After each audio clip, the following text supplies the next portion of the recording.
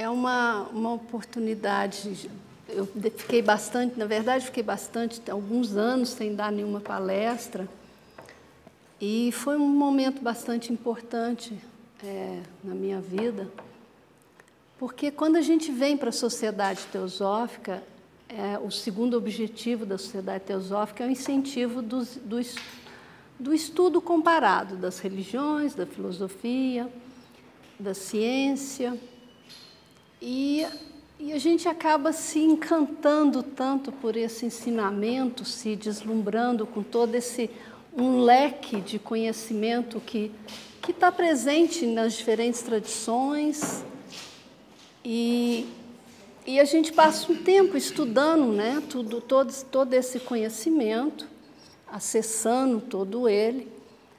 E aí chega um determinado momento, num estágio, que a gente para e pensa assim, bom, agora está na hora de dar um passo seguinte, que é o de reflexão. É trazer esse conhecimento que até então está no nível intelectual para uma compreensão num nível maior.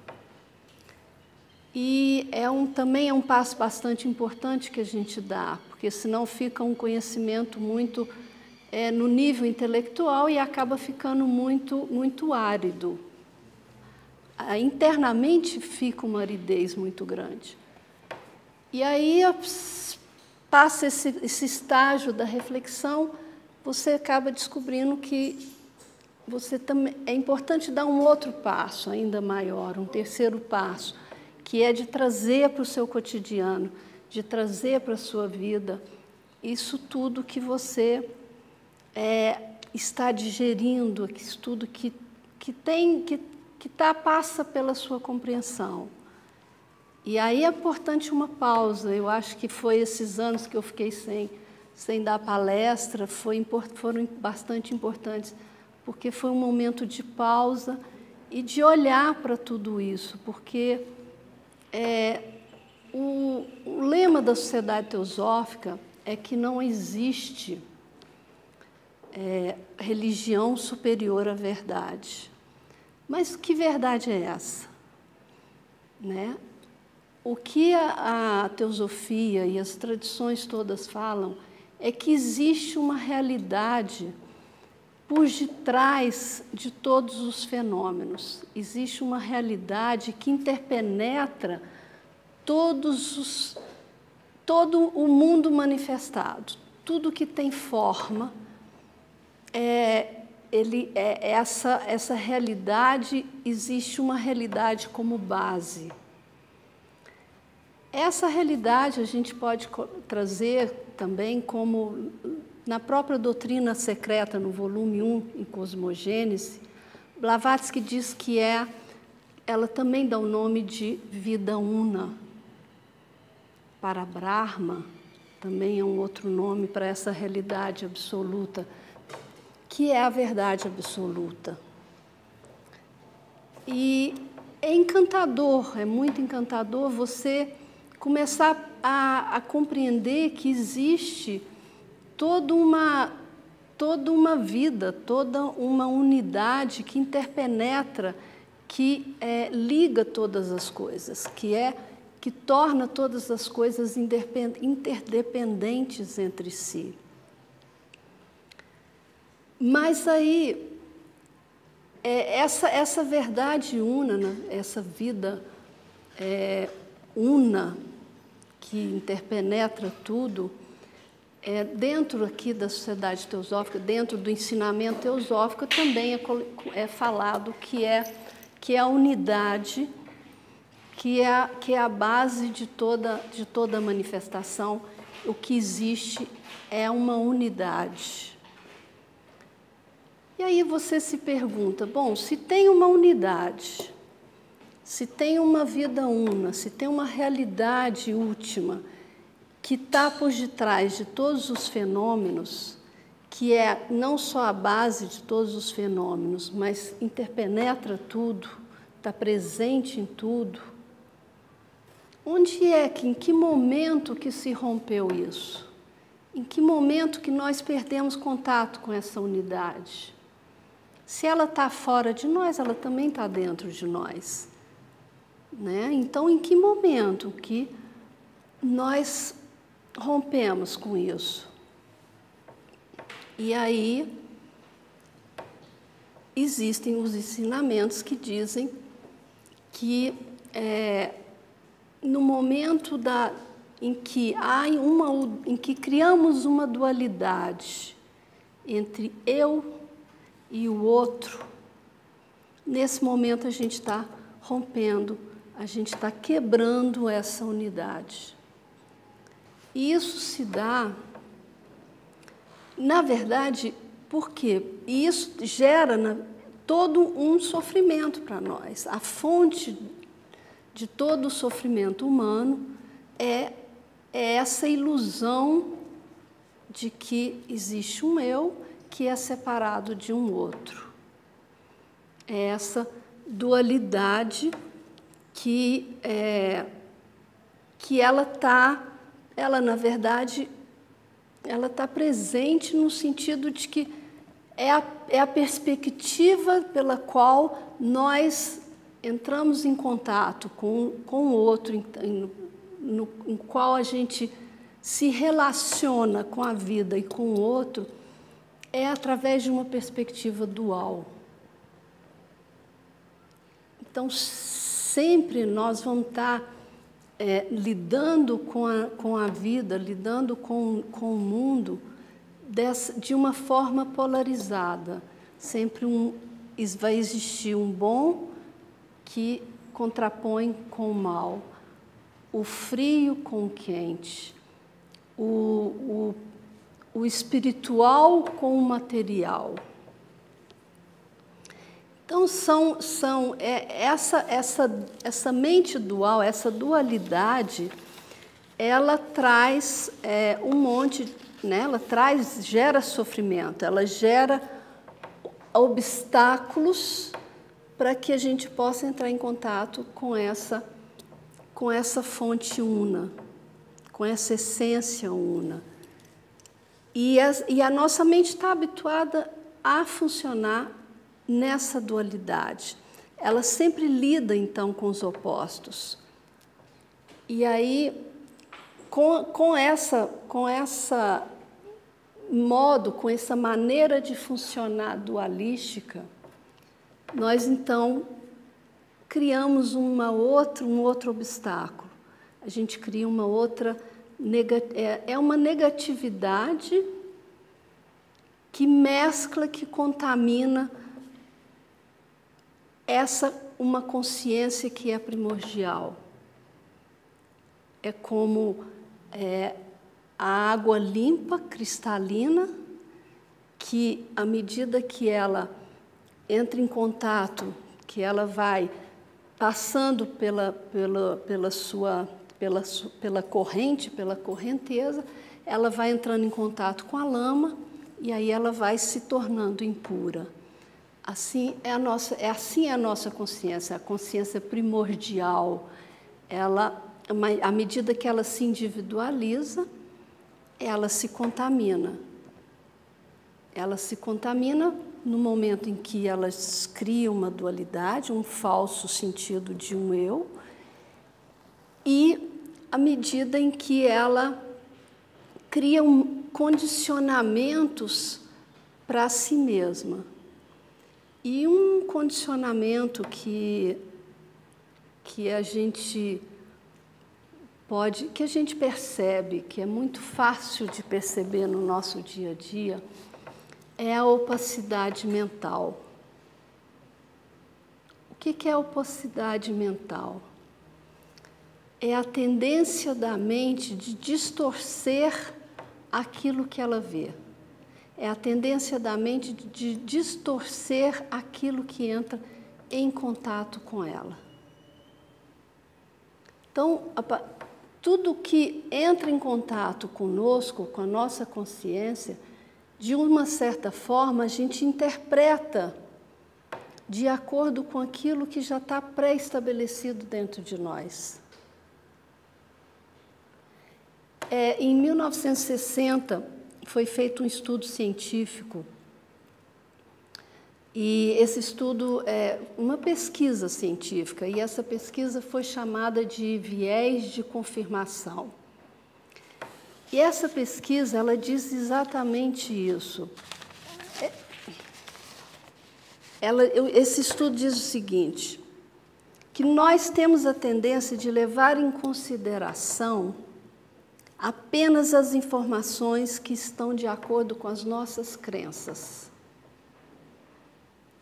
Então, se a gente pega um estudo, se a gente pega um estudo em um livro, se a gente pega um texto na internet, se a gente vai assistir algum documentário na televisão, a nossa tendência é sempre ouvir ou sempre pegar textos, receber informações que já estão em conformidade com aquilo que já está pré-estabelecido por nós, com aquilo que nós já pensamos. Essa é a tendência. É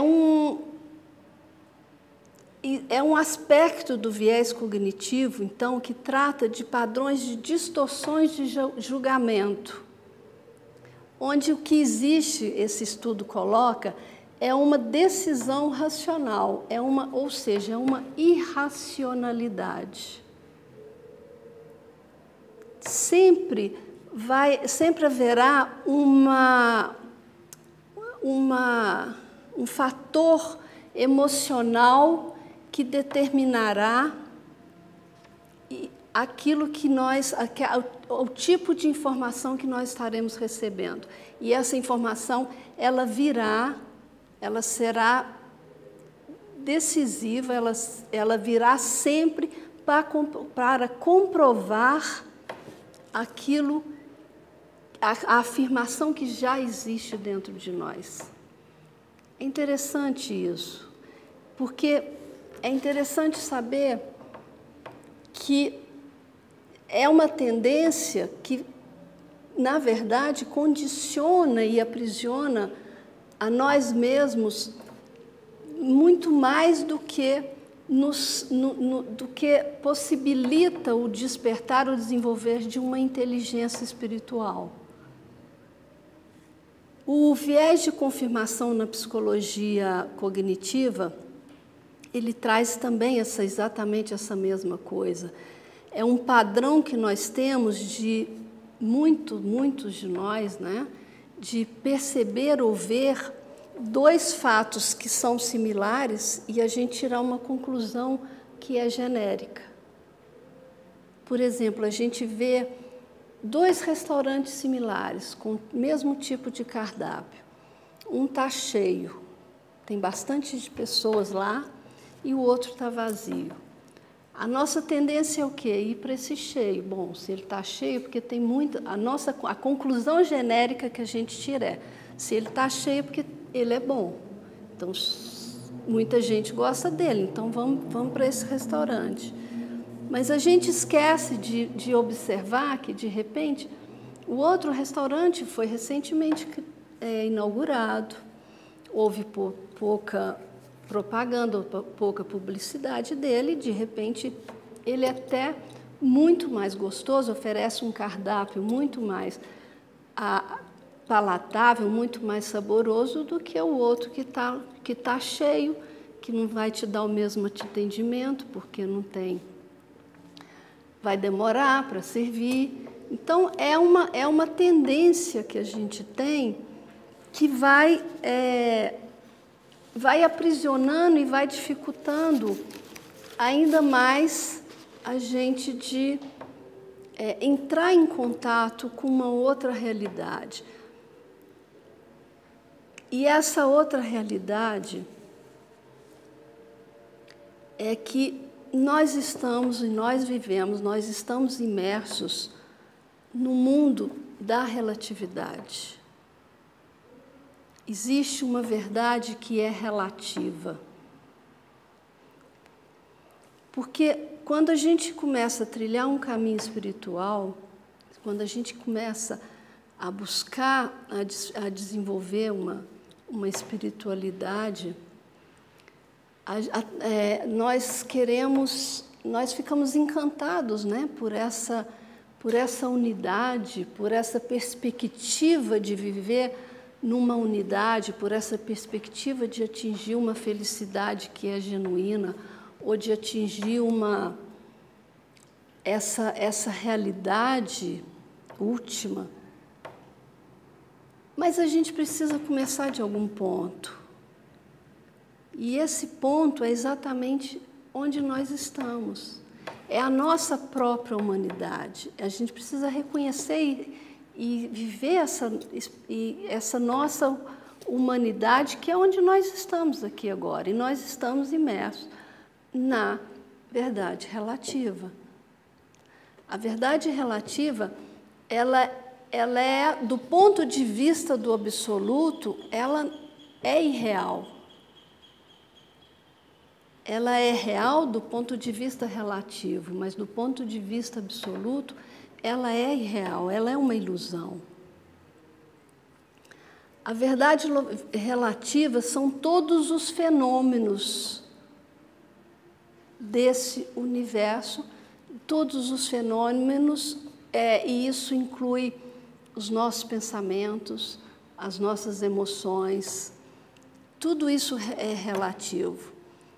A verdade relativa pressupõe de que nada é 100% absoluto. Nada é 100% branco, nada é 100% negro, nada é 100% bom, nada é 100% mal. A vida, na verdade, ela é uma miríade de cores. E se a gente fica presos, condicionados a perceber e ver somente uma cor, nós vamos estar perdendo a oportunidade de percebermos e de experimentarmos todas as outras cores. Então, observar aprender a lidar com essa verdade relativa, na verdade, ir abrindo a nossa mente, abrindo o nosso coração para todas as possibilidades.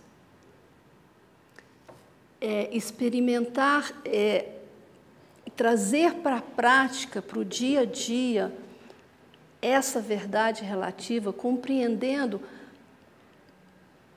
cada momento, cada relação que a gente tem com o outro, com qualquer momento da vida, é exatamente nos abrirmos para ver o novo, para ver o diferente. Trazer uma flexibilidade interna bem diferente daquilo que é condicionado. É uma flexibilidade que foge de uma condição de rigidez, de uma condição de fechamento e de aprisionamento a uma maneira única de pensar, a uma maneira única de lidar com a vida.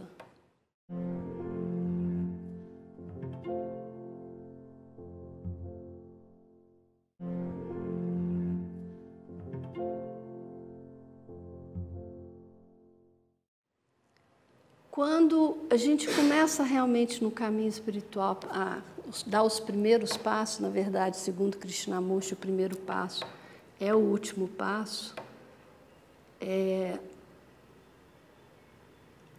todas as nossas ilusões começam a desmoronar na nossa frente, assim, uma a uma. É preciso coragem para isso, no sentido de que, num primeiro momento, quando uma crença ela é desconstruída, quando uma crença ou quando uma forma, um hábito, ele é dissolvido, desconstruído, ele é você começa a perceber as ruínas, né, dentro de você mesma, a mente, por um momento, surge o medo, porque a mente percebe que naquele momento em que a ilusão se desmoronou, em que uma crença foi completamente desconstruída, uma forma de pensar ou um conceito foi ressignificado, a consciência, a mente fica sem chão. É um momento de insegurança completa. E a prática, o que eu acho assim encantador realmente é que a prática diz que esse é o momento mais importante da sua caminhada. É quando a mente está completamente sem um porto seguro. Ela está completamente sem chão. Nesse momento, o que se sugere, né, o que é ensinado, é que se deve somente não rejeitar, não criar um momento de fuga, não criar um segundo de fuga, mas observar esse momento de insegurança, esse momento de incerteza. Por quê? Porque a vida é incerteza. Não existem certezas. Esse é um fato, essa é a verdade, essa é a realidade. Tudo é impermanente, segundo o ensinamento mais precioso do budismo tibetano, do budismo em geral. Até mesmo Blavatsky, nas 3 proposições da doutrina secreta, que ela fala no começo da doutrina secreta, uma das proposições é exatamente sobre essa impermanência, é sobre a periodicidade. O que significa essa impermanência? Exatamente isso. Não existem certezas, o que existem são incertezas. E como a gente tem muito medo das incertezas, do incerto, gera muita insegurança, a nossa tendência é criarmos portos seguros. Então, faz parte do nosso aprendizado, faz parte do processo aprender a ficar nessas incertezas, porque elas é que vão nos conduzindo e vai nos aproximando cada vez mais para essa unidade. Então, a verdade relativa, ela é o momento que nós estamos agora. Trabalhar com ela é exatamente aprendermos a ter mais flexibilidade, a ter uma mente que é aberta para o outro, aberta para o diferente. Então, qual é o caminho? O caminho, existem inúmeros caminhos, na verdade, inúmeros. Não existe um único caminho, não existe uma única forma, né, de te levar para você até ao atingimento desse estado de plenitude, desse estado de libertação. Mas o que eu gostaria de trazer aqui, e que na verdade me toca bastante, é o caminho do meio. O caminho do meio. O caminho do meio, ele é exatamente estar num fio de navalha, onde você não pende nem para a esquerda, nem para a direita e nem para o centro. O caminho do meio é o caminho que implica em não nos apegarmos tanto às nossas aversões. é o caminho que vai além da dualidade.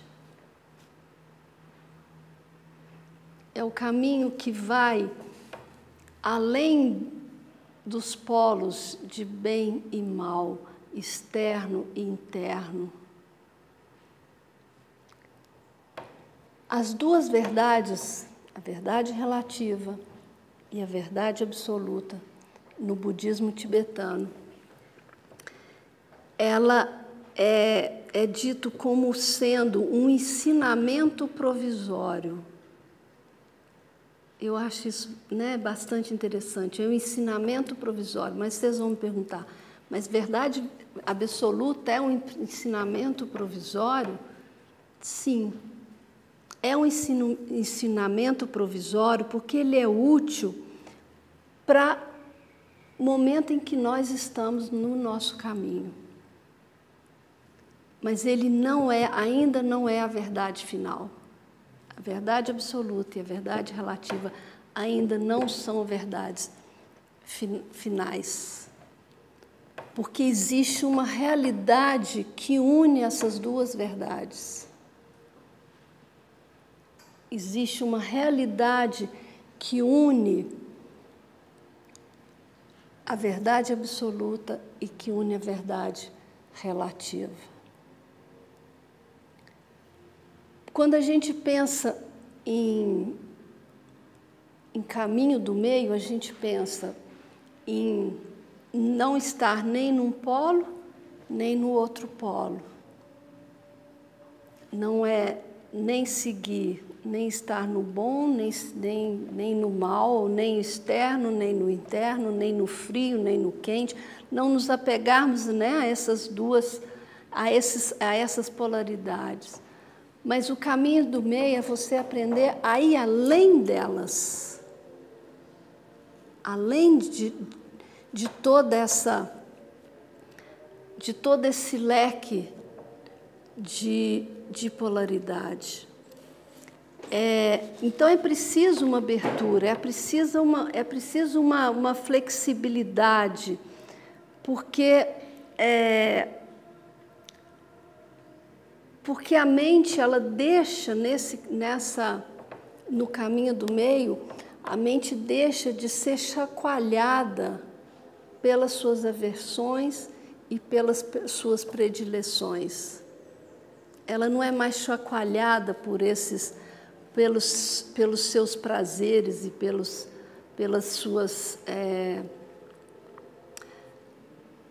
suas rejeições. Então, na verdade, o samsara, né, que é esse mundo fenomênico, essa nossa realidade na qual a gente vive agora, e o nirvana que é a bem-aventurança, a gente fica buscando, né, rejeitar um para atingir o outro, ou a gente aspira um em detrimento do outro. Mas, na realidade, eles são inseparáveis. No caminho, dentro da prática espiritual, há uma desconstrução de todos os nossos conceitos. Essa desconstrução, ela precisa acontecer em todos os níveis. Inclusive, chegará um momento em que até mesmo a libertação, o conceito que nós temos de libertação, o conceito que nós temos de iluminação, o conceito que nós temos de espiritualidade, ele precisa ser desconstruído. Porque é só um conceito, é só um ideal, ele não retrata a realidade.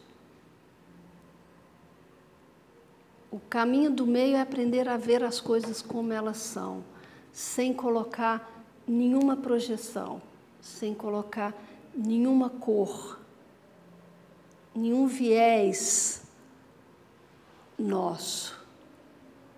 É simplesmente ver as coisas como elas são.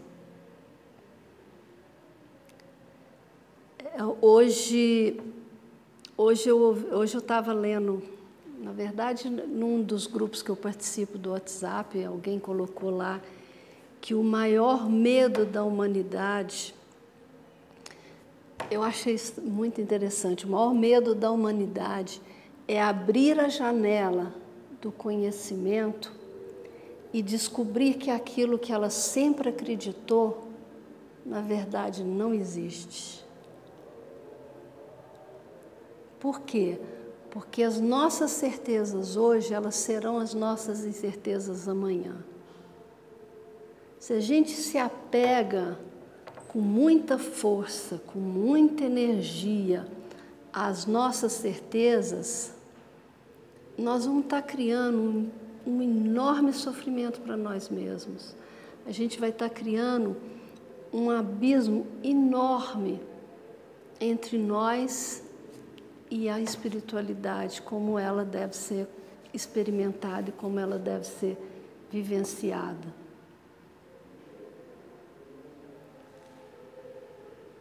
Por quê? Porque a gente cria ilusões, mas em algum momento essas ilusões virão por terra. Quando você começa a ter consciência dos processos, dos seus próprios processos, dos processos da vida, e começa até a perceber o outro, né, dentro dessa jornada, você começa a perceber que a gente constrói os nossos castelos, e são castelos de areia, na beira-mar, bem pertinho das ondas. E cada vez que vier uma onda maior, ela vai engolir esse seu castelo e ele vai desmoronar.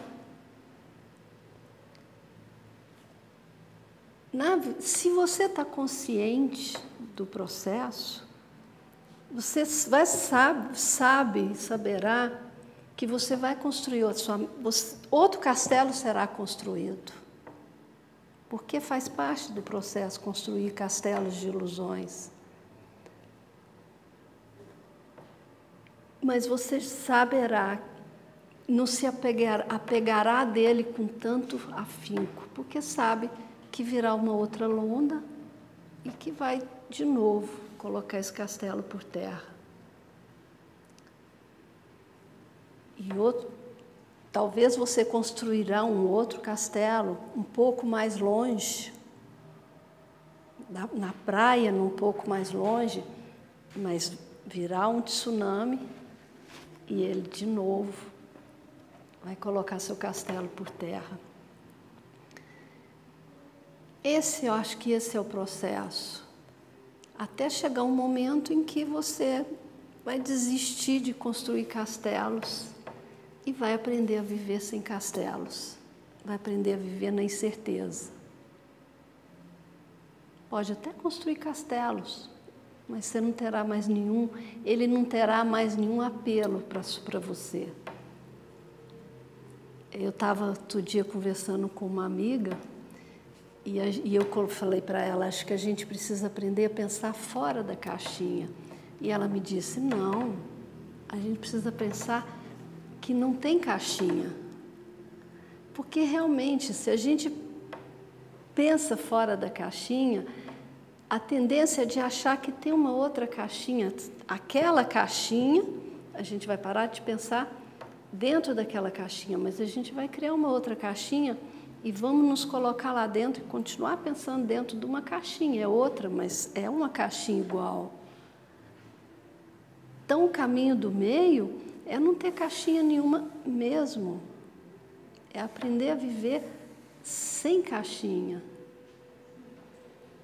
Pensar diferente sempre, aceitando as diferenças, aceitando o novo. Esse é na verdade, o processo é um processo de libertação.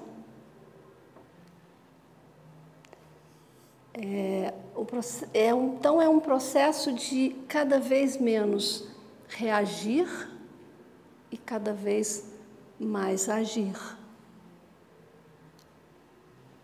Cada vez menos ser chacoalhado pelas polaridades, pelas adversidades, pelos apegos e pelas aversões, e cada vez mais aprendendo a ver as coisas como elas são.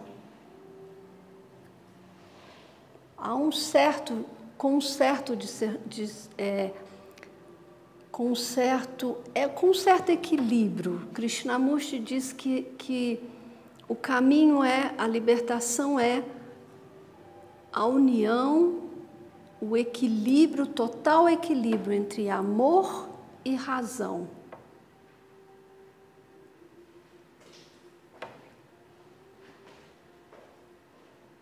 É um total equilíbrio entre a compaixão não conceitual e a sabedoria não conceitual. Então, a união das duas que é a libertação, que é a iluminação ou a liberação.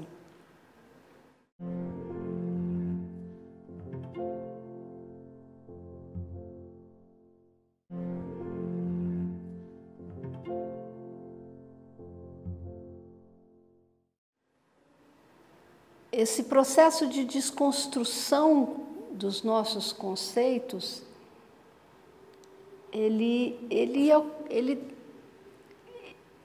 é muito significativo porque ele traz essa flexibilidade, ele traz uma sensação de libertação, uma alegria, porque a vida começa a ficar mais leve. Você vai deixando aqueles fardos que a gente vai carregando pela vida, a gente vai deixando para trás. Porque você começa a ver que tudo é possível, todas as possibilidades. É claro que isso não significa que tem que ter deixado ou tem que ter abandonado em algum momento do processo um código de conduta. Não, o código de conduta ele está presente. Desde que o momento em que se começou, o momento em que se deu o primeiro passo, é claro que precisa haver um código de conduta no sentido de que você faz opções por ações que são saudáveis, ações que não são prejudiciais a você e não são prejudiciais ao outro.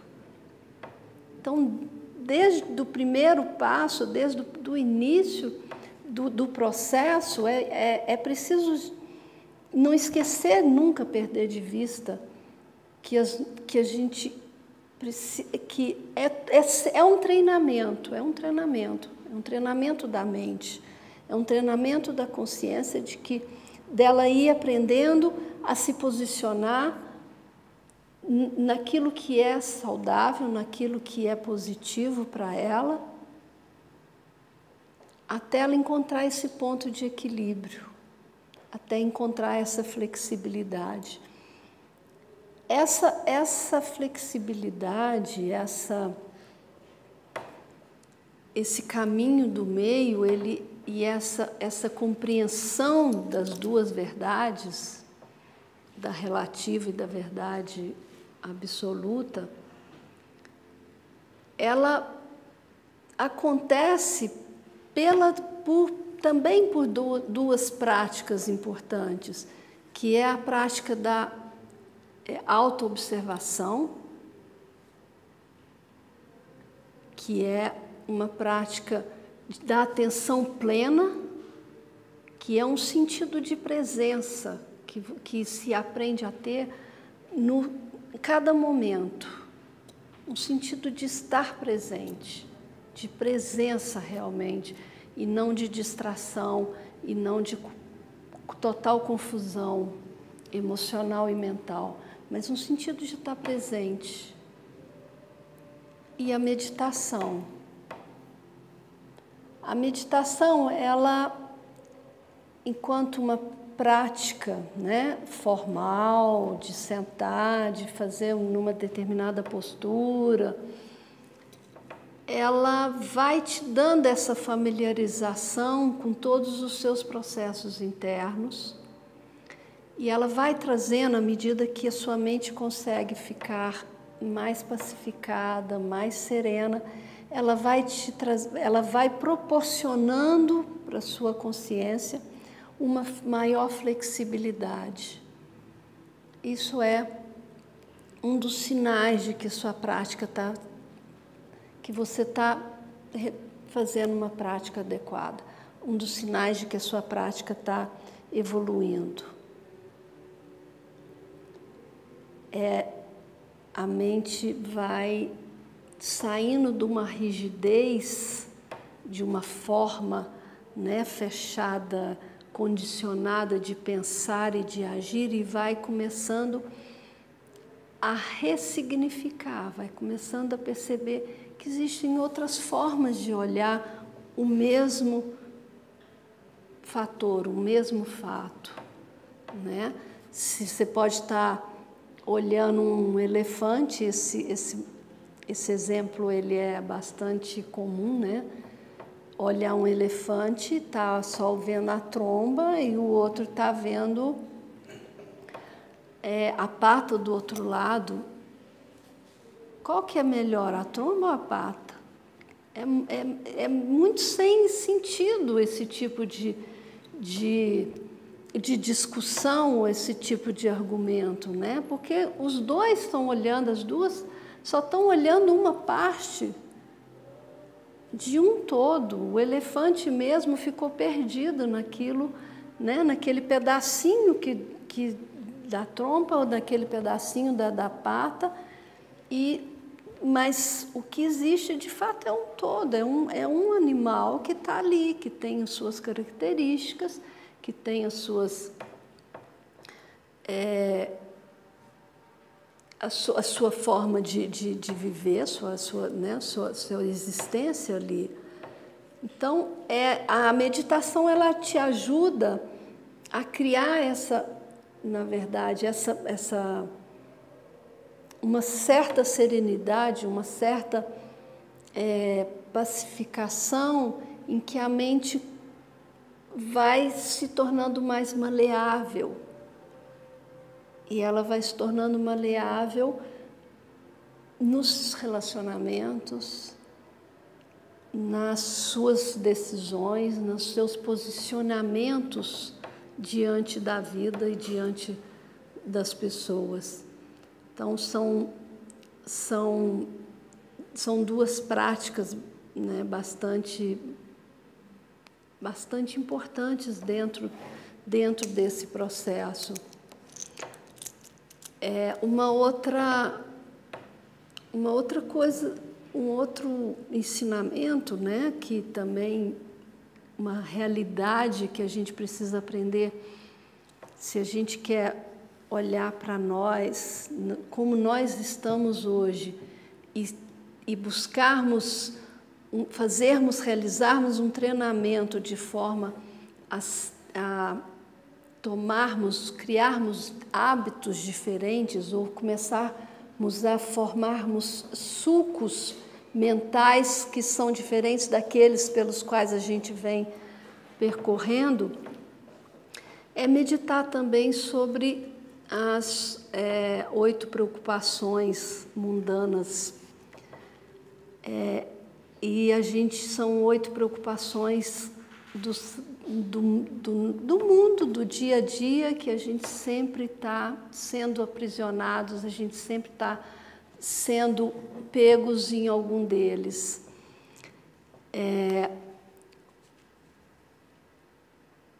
Um é querermos ser reconhecidos e não querermos ser criticados. Querermos elogios e não querermos ser rejeitados. Aliás, queremos ser reconhecidos e não queremos ser rejeitados. Queremos elogios e não queremos ser criticados. Queremos o prazer e não queremos a dor.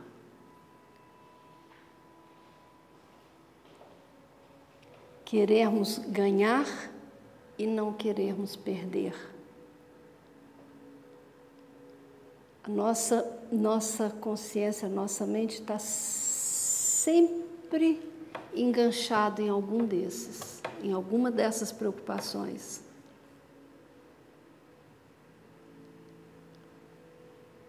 Então, essa é uma outra desconstrução dentro desse caminho que se a gente realmente, né, quiser dar um passo adiante dentro do nosso processo de desenvolvimento, de amadurecimento e de atingimento dessa realidade última, dessa verdade absoluta, ou até mesmo da libertação, né? É também começar a olhar para essas preocupações de forma distanciada